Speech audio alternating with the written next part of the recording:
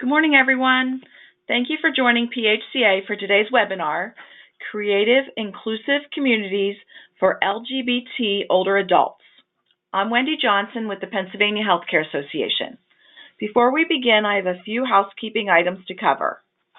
PHCA offers monthly webinars to members to receive updates from department staff on regulations, learn from industry experts on current trends and practices, and to gain a better understanding of practical application tools to equip you so that you may continue to provide the highest level of quality care possible. This webinar is being recorded and will be made available on the PHCA website. The webinar has been approved for 1 continuing education credit for PHCA members. Credits will be uploaded to NAB within the next 2 weeks for those who have provided us with your unique NAB number. I'll be sending a link to a quick survey. Your feedback is important to us and our speaker, so please take a moment to complete the survey. All attendees will be in listen-only mode. However, throughout the presentation, please feel free to submit questions using your questions pane on the right hand of your screen, and our presenter will address them. Now for today's webinar. This webinar will be presented by Tim Johnston, Director of National Projects for SAGE. Tim will share how residential providers can create welcoming spaces for LGBT older adults. He will discuss LGBT cultural competency, best practices, as well as other opportunities to bring training and professional coaching to your community. I'll now turn the webinar over to Tim. Great, thank you very much, and really appreciate everybody joining us today on the call. So one quick note of explanation, you'll notice that this slide deck has a slightly different title than the one that was just read out. And that's because what I'm going to do today is a bit of a hybrid. So the slide deck that you're seeing in front of you is actually one that is available for free from the National Resource Center on LGBT Aging. And it's one that you can have available to you should you like to use it after this presentation. But I've also included elements from part of a program that we run called SAGE Care, which is our much more formal training and credentialing program. So today what I'm going to be doing is kind of orienting you to some of the needs of LGBT elders as well as best practices, while also giving you a sense of where you can find additional resources to bring back to your communities and to your organizations. I myself have one bit of housekeeping, which is that I work from home and I share my office with a dog who is typically quiet, but somehow has this ability to know when I'm on a webinar and bark. So I apologize if you hear barking midway through. I assure you it's on my end of the line. So let's go ahead and jump into the content because I would like for there to be a lot of time for questions and also feedback. So let's talk a little bit about some of the goals of the presentation in addition to the ones that Wendy just read out. So in a really general sense, what I'm hoping to do is increase your awareness and also your empathy about some of the issues facing LGBT older adults, as well as their unique needs and what it is that makes these folks unique members of your communities. I'm also going to provide some really concrete suggestions for making your services more welcoming to older adults that identify as LGBT. So that's everything from outreach, how you attract people to access your services, all the way through some more specific best practices. I'll also pause several times throughout the presentation, so do please be entering your questions in as we go. So I'm going to briefly move through kind of 4 big topic areas. We're going to talk about some terminology, just because I recognize people have different levels of familiarity with the LGBT community. We'll briefly go through some history, as well as some common assumptions that we see being made in aging services and how those assumptions might be making it more difficult for LGBT people to access your services. And as I said before, we'll talk a little bit about best practices and where you can get additional information.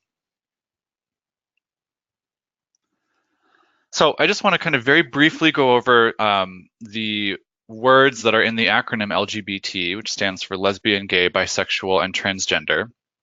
Lesbian describing a woman whose primary attraction is for other women.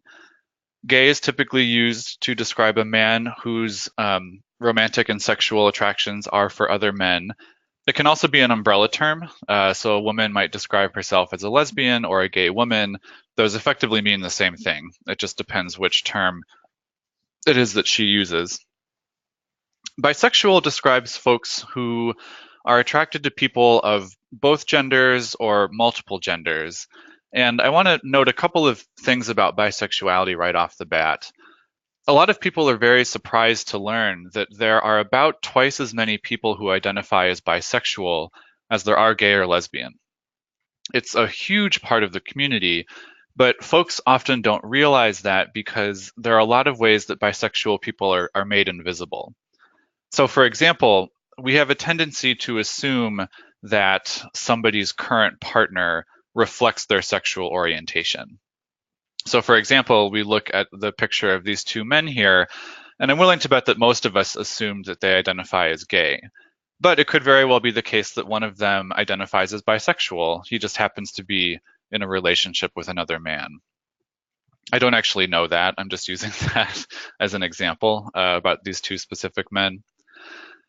So it's important to be remembering that. And another thing that I'll say about bisexuality right off the bat is that there's a very kind of deeply entrenched and false concept that bisexual people are more sexual or less trustworthy than people who are what we would call monosexual or only attracted to one gender. And that is statistically just not true, and it contributes to some pretty negative stereotypes about bisexual people in the bisexual community. So just a little bit of additional information there about bisexuality. Those first three terms, lesbian, gay, bisexual, they all describe a person's sexual orientation, or who it is that they're drawn to and attracted to. So we would also include heterosexual or straight on a list of sexual orientations. The term transgender describes a different part of the human experience. It describes our gender identity, or that kind of deeply felt personal sense of identifying as a man, as a woman, or according to a different gender identity. So for transgender folks, that gender identity doesn't match up with the sex that they were assigned at birth or how they were perceived and treated as a child and growing up. So when we're talking about someone who is a transgender woman, that's a person who was assigned male at birth, but lives and identifies as a woman. And then kind of the flip side of that is that if somebody is a transgender man, they were assigned female at birth, but live and identify as a man. So recently there have been some rather high profile transgender people in the news. Caitlyn Jenner comes to mind. Janet Mock. The trans community is getting increasingly visibility, which is really great. So let me just pause here quickly and ask if you have any questions about these terms, or if there are other words that you've heard that you would like me to discuss and address.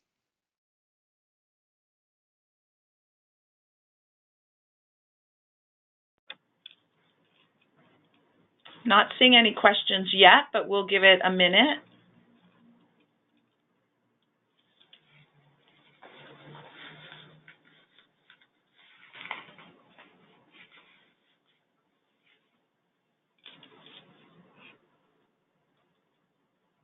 Okay, I don't see any questions, Tim. All right, well, one that I will just note then proactively is many of you might have heard the word queer. Queer is a term that historically is a very negative term, but has been reclaimed by some people to be more positive and a little more of a kind of fluid and dynamic word.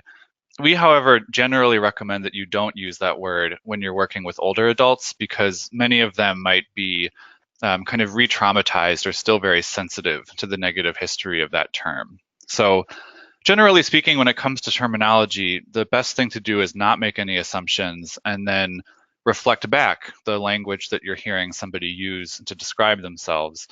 And if somebody does describe themselves with the word queer, it's totally appropriate to say, Is that a term that you like? Would you consider it respectful if I or other staff use that word, or would you prefer that we not do so? It's really just about being kind of transparent and sensitive to how people are describing themselves.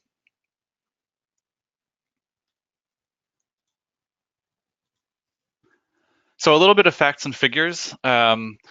Best estimates say that in the year 2010, there were about 1.6 to 2.4 million LGBT people over the age of 55. And that number is expected to grow to as many as 7 million people by the year 2030. And I would anticipate that this number is actually undercounting the size of the population because there aren't very many good statistical or census-based tools that help us measure the numbers of older adults who identify as LGBT. But I mean, to put this in context for you, the population of Chicago is about 2.4 million people. So this is a huge community, and it's also a very geographically diverse community.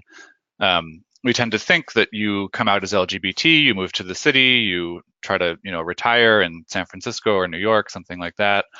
But we find as we dig into the data that LGBT people live in every community in the United States in more or less the same proportions as non-LGBT people. And we know that Pennsylvania has one of the largest populations of older adults in the country. So most of you probably have LGBT constituents. And if you don't know that for sure, it could be the case that they are not open about their identities. So I want to talk a little bit about history. We're going to use the experiences of a woman named Edie Windsor, who you might recognize, to do just a very, very high-level look at the history of the LGBT experience. So Edie Windsor, for those of you who are kind of trying to place who she was the plaintiff in the Supreme Court case, which resulted in the Defense of Marriage Act being overturned. A fierce advocate for LGBT communities, and she passed away about a year ago. But she was born in 1930. She was born, I believe, in Connecticut, lived most of her life in New York. She was very interested in mathematics and had a long career kind of in the technology industry. But right as she was entering the job market, in 1954, the McCarthy Trials not only targeted communists, but also sexual perverts for harassment and termination from government jobs. This is often because LGBT people were seen as more susceptible to blackmail if it turns out that they were outed. So in the beginning part of her career, when she's just kind of entering the workforce, she's seeing very clearly from her country's government that LGBT people need to stay closeted if they're going to have careers and be members of society. In 1969, the Stonewall riots happened in New York City. For those of you who aren't familiar with this, the Stonewall Bar and Grill was a bar in Greenwich Village and was regularly raided by police. But on one summer evening in 1969, the people in that bar kind of rebelled and fought back, and it's seen as kind of one of the initiating moments of what then was called the gay liberation movement. This year is the 50th anniversary, so we're getting ready to do a lot of events and honoring our LGBT elders. But what I want to point out as it relates to Edie is that many people were very emboldened and empowered by this, but she was just turning 40 years old. So what that means is that she was mid-career, and it's possible that she would have seen the additional attention being paid to LGBT communities as threatening, and people might be more curious as to why she's not married, or giving her a little more scrutiny than she was accustomed to. In 1973, the American Psychiatric Association removed homosexuality from its list of mental disorders. So that means it wasn't until she was 43 that she could go to, for example, a mental health professional and be honest about who she is. In 1997, Ellen DeGeneres came out publicly as a lesbian. This was one of the first kind of high-profile people to come out in a positive way and be portrayed in a positive light. That was still tremendously controversial. And Edith was 67 when that happened. In 2007, at the age of 77, she married her longtime girlfriend, Thea Spire. They married in Ontario, Canada. And actually, the brooch that you see her wearing there, that was her wedding band. She didn't feel at the time, I mean, she's wearing her wedding band from when she came out later as well, but for years she wore that brooch as a symbol of her relationship with Thea because she couldn't wear a wedding band for fear of people asking too many questions about who it was that she was with. In 2013, United States v. Windsor repealed Section 3 of the Defense of Marriage Act. As I said, that's what really kind of catapulted her to national fame as an advocate. So when you think about her life experience, one thing that always strikes me is that the ability to be out and safe and really kind of open about who she is was only in the last third of her life. And this is true for all of our LGBT elders, that they lived the preponderance of their life in a society that was very, very hostile to them, and where being out could be dangerous to one's physical health and safety, but also being out could make it very difficult to maintain contact with your family, to hold down a job, to get a house. So our LGBT elders have really become accustomed to being in the closet as a matter of survival in many cases. What that means for us as providers is that, yes, it's true that things might be better today, but if somebody is feeling vulnerable, they're transitioning into some kind of assisted living or assistive housing, maybe they have had surgery and are recuperating, that's a moment of vulnerability and transition. And it might be the case that an LGBT elder thinks, okay, I'm going to go back into the closet until I know that this place is going to be safe, and until I know that I can be open without risking harassment. And the unfortunate fact of the matter is that we do know from the limited research that's been done that when LGBT older adults come out in settings like retirement communities, skilled nursing, assisted living, they are more vulnerable and more likely to be targeted for things like bullying, being given inadequate service or a service at a poorer level than non-LGBT elders, all the way up through elder abuse from staff. So it's a fear that is rooted both in people's historical experience, but also very much in the realities of the present day. So that's why presentations like this and people such as yourselves who are interested in this topic really have a unique opportunity to go the extra mile and really try to create a space where LGBT older adults know that they'll be treated with respect and don't feel that pressure to go back into the closet. It's also important to note that being LGBT is just one part of somebody's identity. So when we're looking at the specific needs of LGBT older adults of color, those folks have also had to deal with a legacy of racism and race relations in the United States. So while we're focusing kind of on being LGBT, it's important to always think of that as just one part of who someone is in a broader sense, including things like religion, ability, socioeconomic class, all of these different things that go into making up who we are. And one thing that I'll note too, and that I think a lot of people forget nowadays, is that the discrimination and the unequal treatment that have been a fact of life for the LGBT community for a long time, those were legally and medically sanctioned forms of discrimination. So what I mean is that it wasn't just that, some number of biased or bigoted people were behaving poorly. It was the government, hospitals, major providers of social services who were sending the message that being LGBT was an illness or morally or medically inappropriate. So I think that's important for us to highlight because that has created a lot of mistrust within the LGBT community, especially when you combine that with the experience of living through the HIV/AIDS epidemic. Because during that time, medical providers, would quite often discriminate against people who were living with HIV. The government was seen as really unresponsive to the crisis, and people thought that's because it was primarily impacting gay men. So what that means is that when people are looking for services, LGBT older adults are much less likely to seek out services proactively.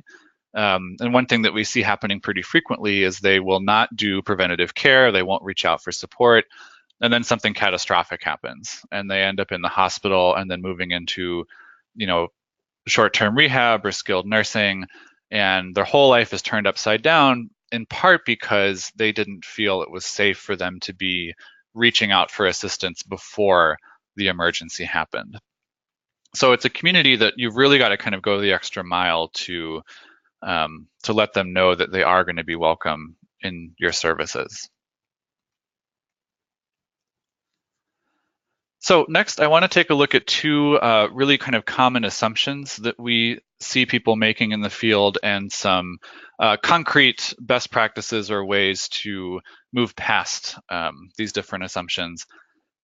But before I do that, let me just pause quickly, see if any questions have come in, and take a quick sip of coffee myself. Yes, we do have a question. And if anyone else has any more questions, please, you can put them into your questions pane and we'll read them now.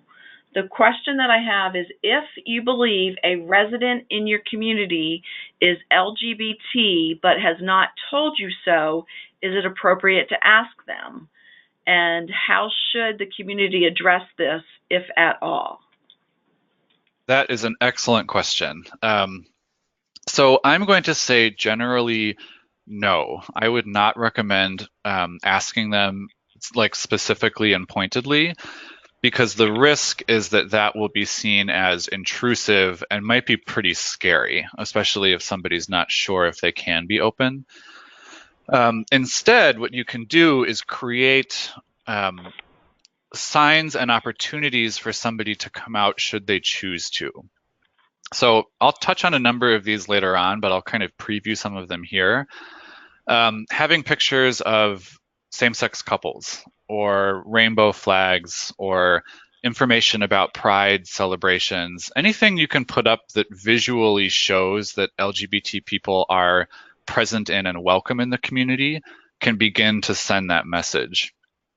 But I think the most important suggestion I can make is, when working specifically with this resident, but I would say with all residents, concentrate on ways that you can have conversations with that person that are totally open-ended and don't send any signals about assumptions that you're making about their identity. So for example, it's really common for people to think that because somebody has grandkids that they're probably heterosexual. But a lot of LGBT older adults have children and grandchildren. So not jumping to that conclusion. Or rather than asking a question like, oh, were you married? Or, do you have a husband? Do you have a wife? Just asking a really general question like, tell me about the most important people in your life. Or, who do you like to spend time with? And then listen to the response, and you can ask follow-up questions. You can say, oh, you talk about John quite a bit. Tell me more about how the two of you met. Would you like us to organize a ride so that he can come and visit you? You can do a lot of the work of supporting somebody and making sure that their real community has access to them and can see them without them ever needing to come out to you explicitly. So I think it's more about kind of creating those opportunities for people to articulate what they want to and kind of go as far as they want to, and then seeing what work you can do there, rather than the extra step of kind of asking someone to self-disclose if they're not comfortable doing so.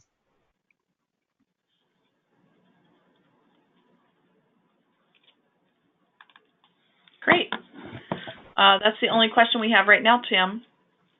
Okay, great. Well, and I'll circle back to that question too when we get into some of these best practices. Okay, so let's take a look at some of these assumptions and related shifts. So one is that people think that they can identify the people in their services who are LGBT. So, a story that I tell, which I tell it in a manner that makes it seem kind of funny, but it was actually kind of horrifying, is that, I have called senior centers in the past and said, hey, I'd like to come and do a presentation for your staff. And they say, oh, that's very nice and good, but, we know that we don't have any LGBT people who come here. Then I'll say, well, how many people are in your services every month? And they'll say, oh, 500, 600. So to me, that says statistically, there definitely are LGBT people there. It's just that those LGBT folks are not conforming to our stereotypical notions of how an LGBT person, looks or behaves. So it's important to recognize that you can't identify another person's sexual orientation or gender identity just by looking at them or by interacting with them casually. This is true across the board. It's especially true with LGBT elders because they have a lot of practice hiding their identities. So often people are surprised when they come out precisely because they are so good at being in the closet because they've had to be. The problem that this can create is that it ends up creating kind of a don't ask, don't tell atmosphere where people might think, yeah, I'm going to come to these services, but I'm not going to say anything about it explicitly because I'm not seeing any signs or symbols that there are LGBT people here. So I think it's important to start from the assumption that you do have LGBT folks in your community and then start doing the things to make the space more welcoming and see if people begin to self-disclose. So a couple other suggestions would be making sure that your non-discrimination policy includes gender identity, sexual orientation, and gender expression in its list of protected categories. It might be the case, depending on where you live, that those are not actually legally protected categories, but it's important that you have it in your policies so that people know that, at least vis-a-vis the staff, they can have that expectation.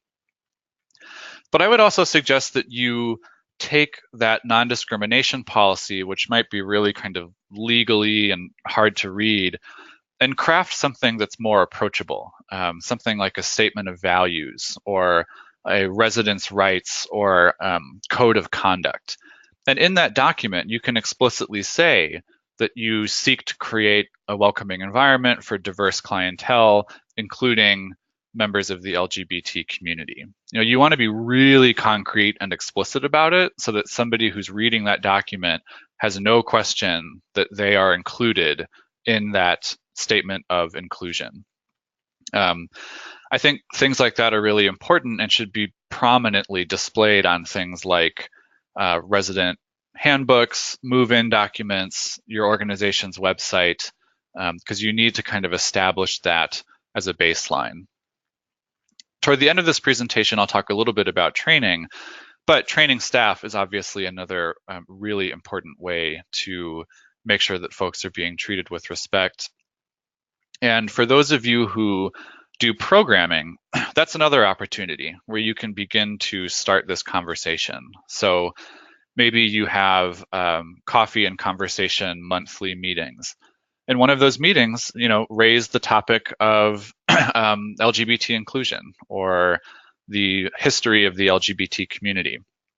If you do a movie night, have one of those movies be about an LGBT character that you discuss it afterwards. These are ways that you can begin to normalize the conversation around LGBT people and also test the waters, see if anybody has questions, see if anyone has pushback, or hopefully people will then feel encouraged to begin talking a little bit about their own experiences. One thing that's important to note is that most of your constituents or the people that you're serving might not be LGBT, but they probably have LGBT family members. So maybe having a conversation around their experiences as the loved ones of members of the LGBT community can begin to kind of crack open that discussion and build some empathy and some interest. So the next one that I hear a lot is, if older people are not generally sexually active, what difference does it make if they're LGBT? Another way that people often phrase this to me is, I don't care what our residents do in their bedrooms. That's none of my business. So why do we need to be having this conversation? So first of all, older adults are sexually active. This is probably not a surprise to most of us, but it can be a surprise to people who don't work in the aging field.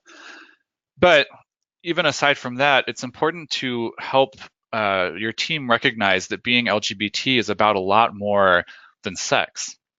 Being LGBT is about your community, it's about your history, your relationships, the people who support you, the people that you love. So it's important to kind of keep the topic of sex a little bit separate from this, because somebody being able to be open with you about being LGBT, it's not a come on, it's not about their sex life, it's not inappropriately personal information. It's about who they are as a person and their historical experience of being a person. It's also important to note here that trans older adults face more challenges to successful aging than a lot of their non-transgender peers. This is for a number of reasons. Trans older adults are more likely to be financially vulnerable and to have been discriminated against in the workplace. They might be outed if they have to remove their clothing and their body doesn't match what the provider is expecting. And there's a lot of misinformation out there about transgender folks that they're kind of constantly pushing back against. So we have a number of trainings that specifically kind of focus in on some of the experiences of trans older adults, but it's important to note that they face more, I would say, kind of discrimination and hostility than other members of the LGBT community do.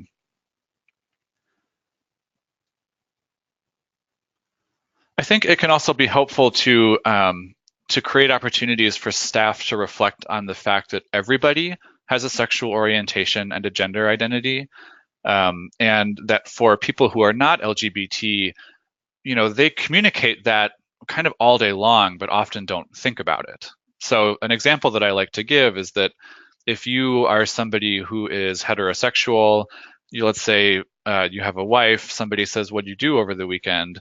You don't even think about saying like, "Oh, my wife and I went, skiing. It was really nice." That is talking about your sexual orientation really publicly. But if you are in the closet, someone asks you what you do over the weekend, you could lie. You could say, "Oh, nothing," or "I went with a friend." But you can't really be as open in the way that most people are all day, every day. So I raise that as an example because you might have staff who think that talking about this topic is too personal or it's political or somehow extreme. And it's a good way to help show them, no, it's really just about creating an environment where everybody can be open about who they are and really connect with one another more authentically.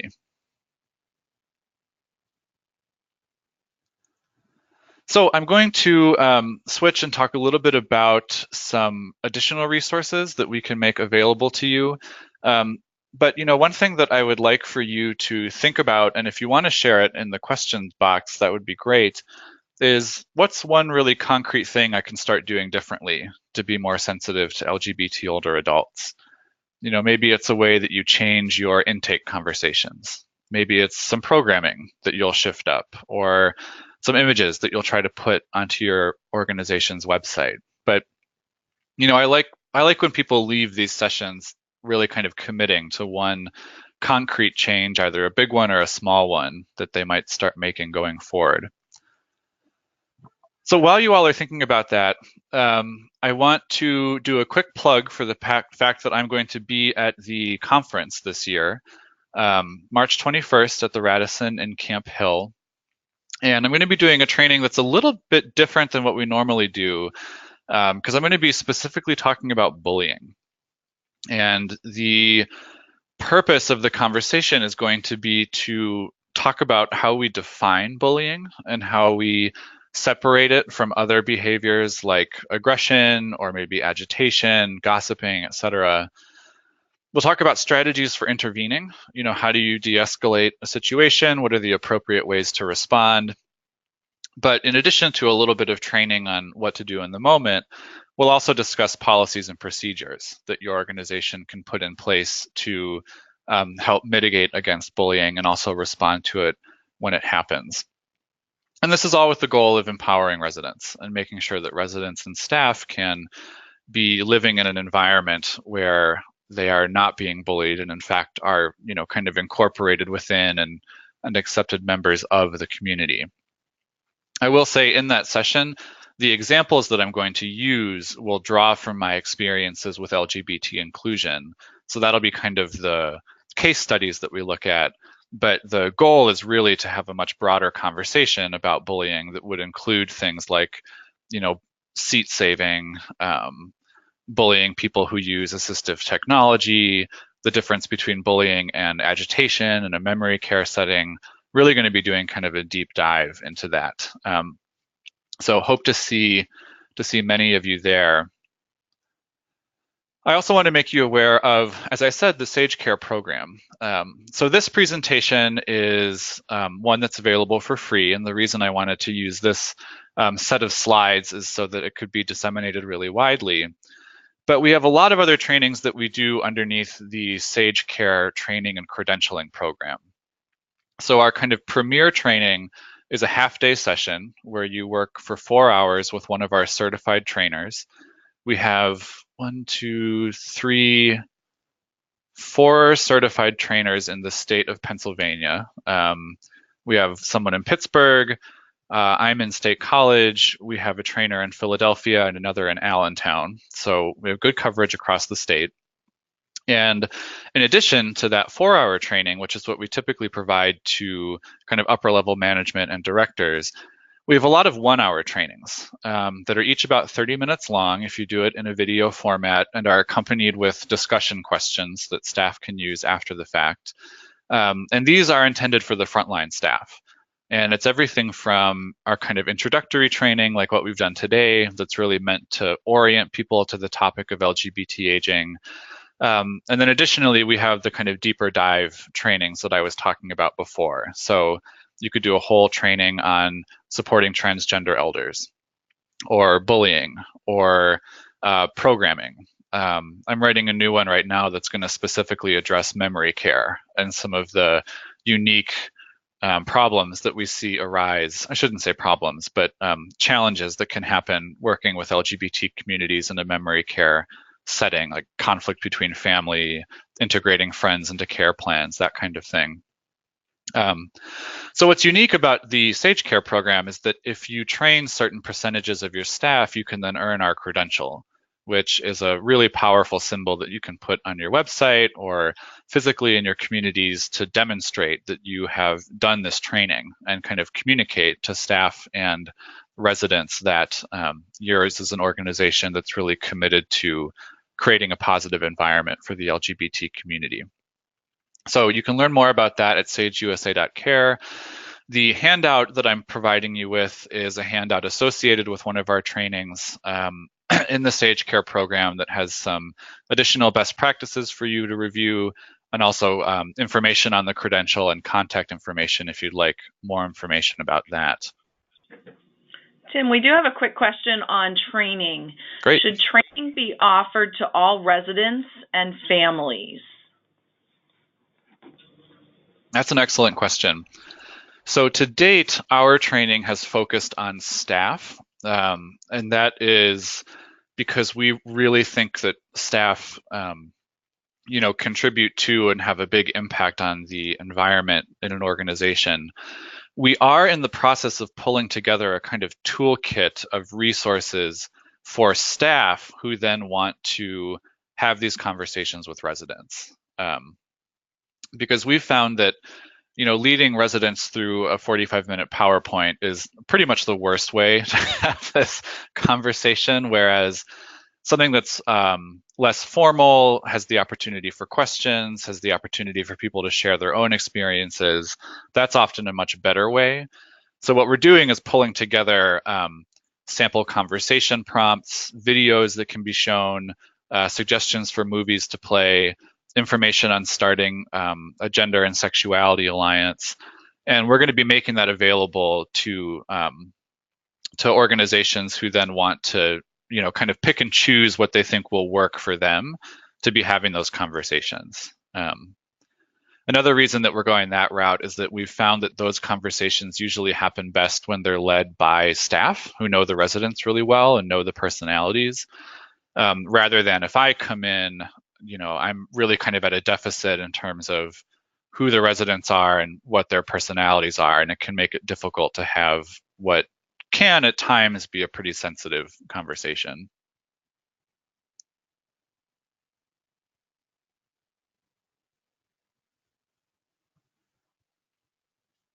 So that really about does it for me, and I'm curious if anyone has questions, if anyone would like to share something they're going to do differently going forward. I intentionally left some time here at the end in case folks wanted to have a little bit of a dialogue.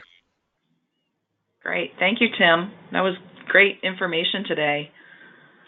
Again, like Tim said, if you have any questions, type them into the question pane. And if you are planning to do anything different, it sounds like Tim gave a lot of great advice today. You can type that into the question pane as well. And like Tim said, we do have our Assisted Living and Personal Care Summit scheduled for Thursday, March 21st here in the Harrisburg area at the Radisson Camp Hill.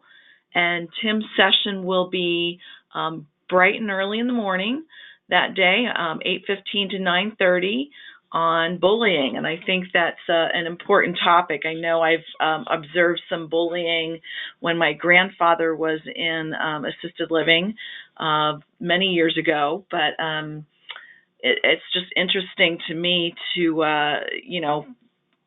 experience bullying in schools, and then you kind of get away from it, and then you kind of go back to it in our older age. It's interesting. So I can't wait to hear what Tim has to offer us on bullying advice in March.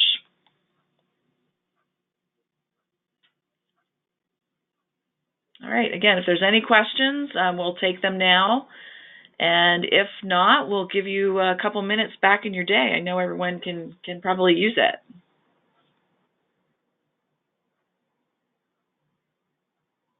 We'll give it another minute or so. Hopefully you have gotten some good advice today. I think I've heard a couple things that, we can do differently here at the association and hopefully help our members. One last thing that I'll add just by way of wrapping up is that I can't overemphasize the importance of allies, so people who aren't necessarily LGBT themselves but care about this topic. So, I couldn't do my job if folks like you weren't interested in this. And I would just say this is one of those topics that once you start talking about it, it's always really surprising who supports inclusion and who has pushback. I joke that everybody's got a gay cousin, even if they don't talk about them. So I would just encourage you to really start talking about this with your coworkers and with your residents. And I think you'll be pleasantly surprised by how interested people are in the topic once there's the space to really address it. Awesome. Thank you, Tim. And again, know that Tim is a resource. I'll be sending the follow-up email later today with a link to the handout, a link to the recording, as well as Tim's contact information, knowing that he is a resource for you. All right, everybody have a great day. Look for my email later today with the survey link. And again, check our website, phca.org, for upcoming webinars, and also, the summit registration is on the website. And know that it is a resource for you as well. We have, our events and links to registrations on there, as well as upcoming webinars and other things as they come up. So please use the website and be in touch with us if you need anything. Have a great rest of your day, everybody. Stay safe.